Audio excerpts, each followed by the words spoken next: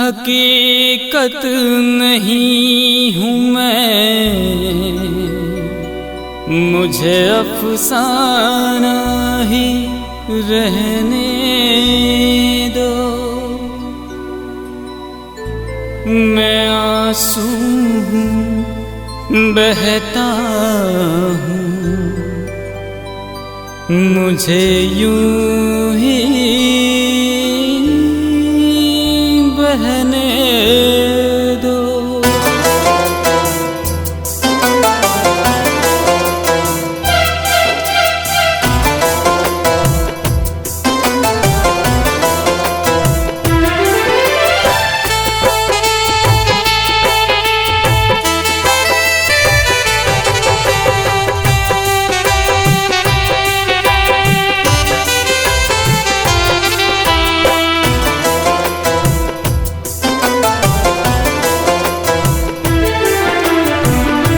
आदत लगा के भुलाने चले हैं, वो आदत लगा के भुलाने चले हैं, वो आदत लगा के भुलाने चले हैं, वो आदत लगा के, वो आदत लगा के भुलाने चले हैं।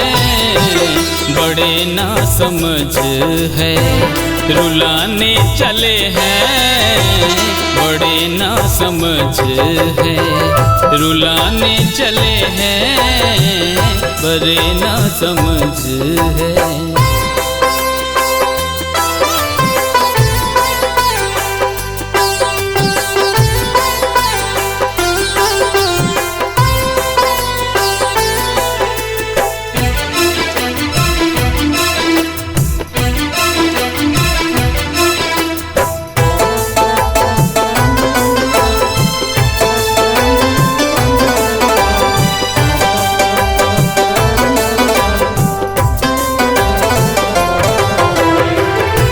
जिसने बनाए थे रिश्ते दिलों के, जिसने बनाए थे, जिसने बनाए थे रिश्ते दिलों के, वही आज रिश्ते मिटाने चले हैं, वही आज रिश्ते मिटाने चले हैं, बड़े ना समझ है।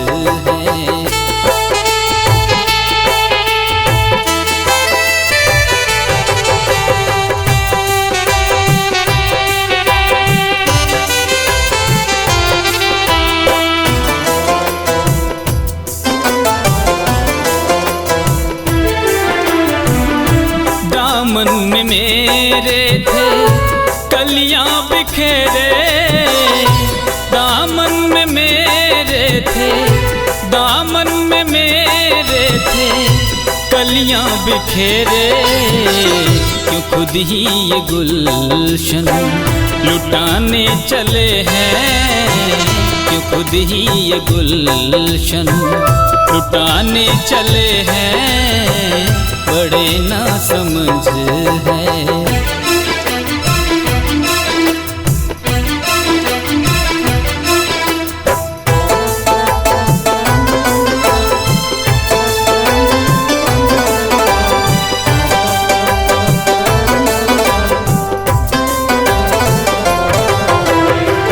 फंसा है जो गर्दिश में सकीना हमारा, फंसा है जो गर्दिश में, फंसा है जो गर्दिश में शकीना हमारा, हमें आज अपने ही डुबाने चले हैं, हमें आज अपने ही डुबाने चले हैं, बड़े ना समझ है।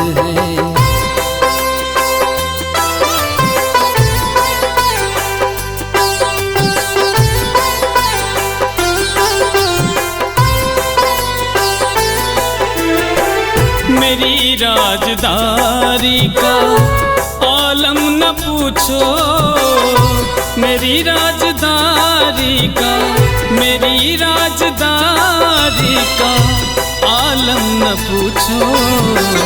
खुद ही से हम खुद को चुराने चले हैं, खुद ही से हम खुद को चुराने चले हैं, करे ना समझ